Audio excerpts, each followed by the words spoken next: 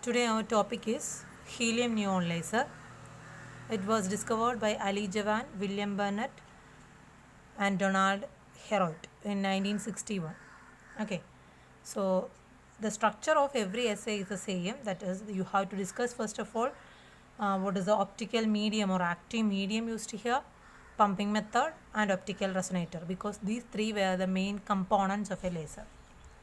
So in a helium neon laser, from the name itself it is clear that it is a gaseous state laser, isn't it? So it was the first successful gas laser. Then first component is optical medium, or it is also known as active medium. Here active medium is a mixture of helium and neon gases which is in the ratio 10:1. If there are 10 helium ions, there will be 1 neon ion. It is placed in a discharge tube. Normally it is taken in a discharge tube. Here the discharge tube will be fixed with a mixture of helium and neon in the ratio 10:1. But the active center of this laser, active center, that means the atoms or ions which are actively participating in the reaction, is actually neon ions. Then what is the need of helium ions here? Actually, helium atoms are easily excited to higher energy state as they are lighter than neon. But the neon atoms are the active centers here. So, first of all, through any type of optical pumping method, we will excite helium ions to the excited state. As they are lighter, they will excite it to the higher level easily. Then it will transfer its energy somehow to the neon ions, so that it can actively participate in the laser action. Okay, so neon are the active centers here. Helium atoms are only acting as a carrier of excitation. So that's all about optical medium. Here itself you can, if you want, you can draw the figure. We will discuss it later here, but if you want, you can draw the figure itself here. Then second one, what is the pumping method used? That we have to discuss in each laser. Pumping method used in helium neon laser is electric discharge pumping, and then not only that much, it contains electric discharge pumping and also inelastic atom-atom collision. Inelastic atom-atom collision. Okay. So we will use an energy source here, power source. An RF generator will be used here. That's all about optical pumping, that is electric discharge pumping and atom inelastic collision. Then third one is optical resonator. Optical resonator or resonant cavity. This is the portion or physical part where the entire laser action takes place. Now we have to explain the exact working of this laser here in this optical resonator section. So it contains a discharge tube filled with helium neon gases mixed in the ratio 10:1. So figure will be look like this. Here it is a discharge tube containing a mixture of helium and neon in the ratio 10:1. Okay. Then two mirrors are fitted outside the discharge tube. Two mirrors are fitted there which will act as resonator, or in between these two mirrors the photon will get shuttled. When this power supply is on, we are going to connect it into a discharge tube using here. Suppose there are two discharge tubes. One connection will be there. So these are the discharge electrodes. Discharge electrodes.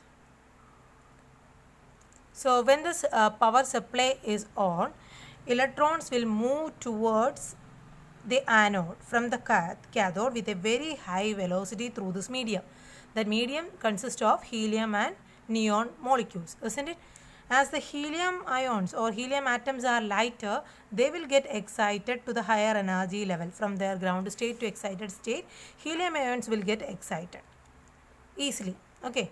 Let its energy level be F2 and F3. We are taking the names as F2 and F3, which are the metastable state of helium atom. then the helium atom has to come back to the ground state, but only by transferring its extra energy. So it can transfer its extra energy to the neon atoms by atom-atom inelastic collision that we have studied earlier. If these two atoms are having similar energy states, it can transfer. One can transfer its energy to the other one and come back to the ground state. So helium, first of all, it will get excited as it is lighter, and then it will transfer its energy to neon atom, and then helium come back to the ground state. Here neon will act as the active centers. For that, neon atom should have identical energy levels to F2 and F3 of helium. We will draw the energy level in detail now. First of all, we are going to wind up this working section. Okay. Then probability of transfer of energy from helium to neon is more because there are 10 helium atoms to 1 neon atom. So its transfer is probability of transfer will be a higher value, isn't it? Then stimulated emission will take place between some energy levels of neon atoms, and it will give you laser. That is the working. So here discharge tube containing helium and neon in this ratio. Discharge electrodes are there. One is cathode and another is anode.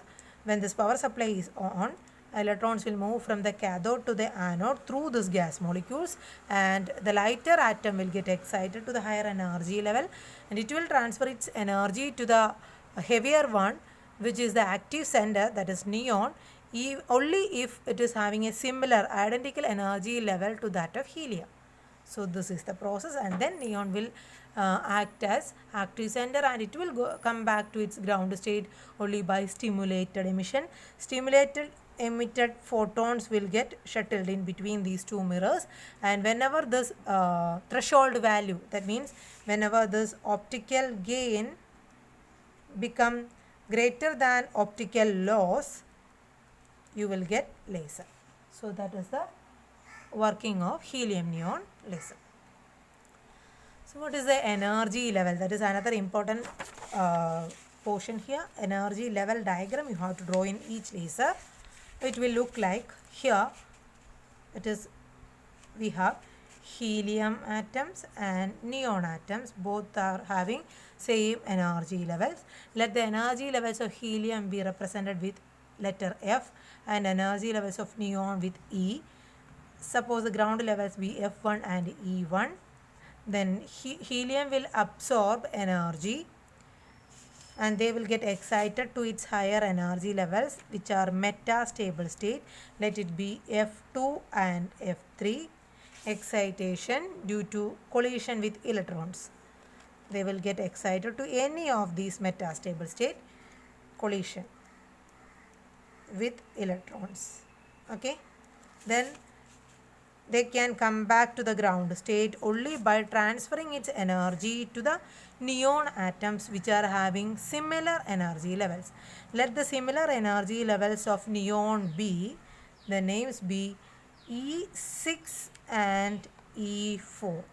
Let it be E6 and E4. Then in between E6 and E4, you know that there is E5. E4 and E1, there will be one E3 and then E2. This much energy levels are there for neon. Then what will happen? By atom-atom inelastic collision. That collision is also known as resonant collision. Resonant exchange of energy. This helium will transfer its energy to the neon atoms. Okay. Then it will come to E6 and E4. Suppose this is one of its excited energy. Compared to E5, it is having more number of atoms or electrons here. Now it is a population inversion condition. So here a laser action can take place between E6 to E5, which will give you a laser of 3.39 micrometer wavelength. Then as helium is transferring its atoms to the E4 level, there may be more number of atoms may get excited to E4 level. So there can be another chance for population inversion between E4 and E3. So there also we can get a laser action with a wavelength 1.15 micrometer, but the major laser action will take place between E6 and E3. Suppose these are also one excited state which is having more number of atoms or electron than this lower energy level. So this is the major component of laser that we are going to get in helium neon laser. Its wavelength is 6328 Armstrong, which is lesser than that of ruby laser, isn't it? So this is laser action of helium neon. Then even though atoms are here in this E5, E3, etc., they are also at higher energy levels. Atoms may be unstable. They can come back to this lower energy state by transferring its energy by collision with the walls of the tube or something like that. They will come back to, after a long time, they will come back to their normal ground state level. And then this process again repeats.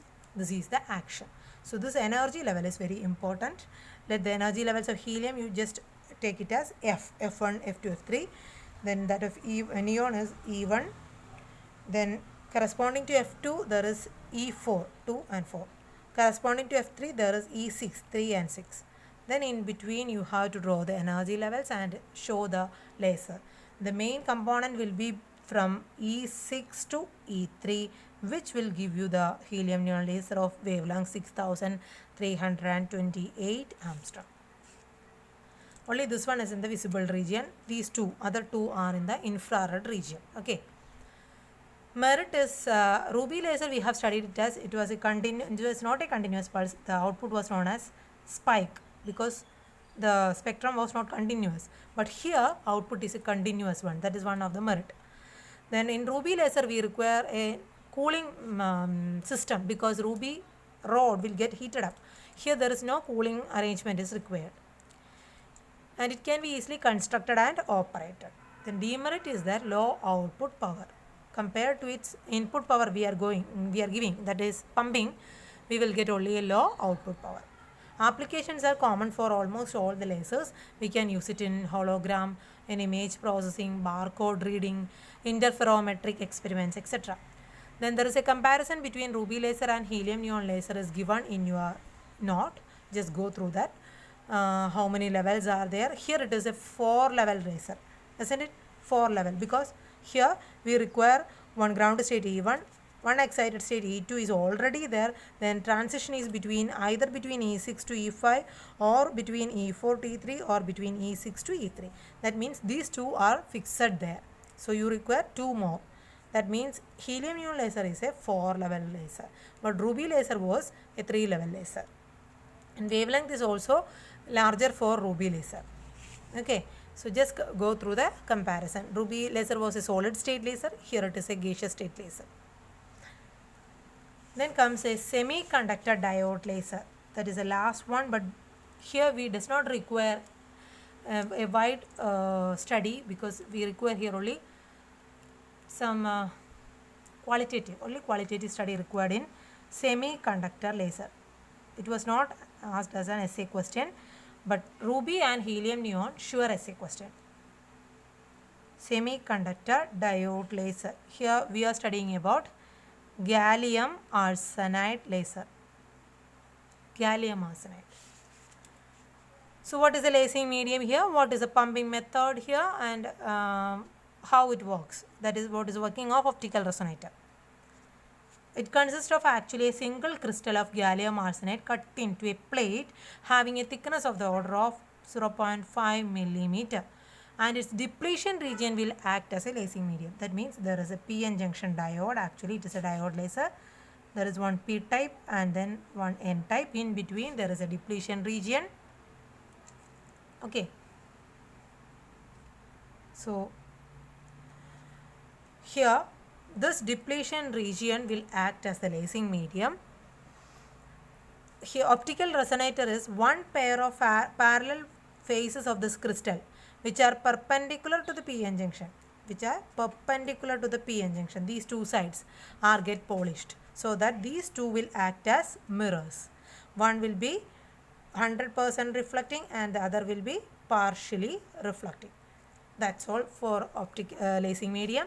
Then pumping method used is direct electrical pumping. That means we are biasing it. Either it is forward biased or reverse. Here it is forward biased. So biasing is the pumping method here. and it is a two-level laser. How it works, that is optical resonator, when it is forward biased, electrons from the n-type and holes from the p-type diffuse into the depletion region, and recombination of electrons and holes produces light. That is the working principle actually. Then the same semiconductor diode laser arrangement can act as an LED and as a laser.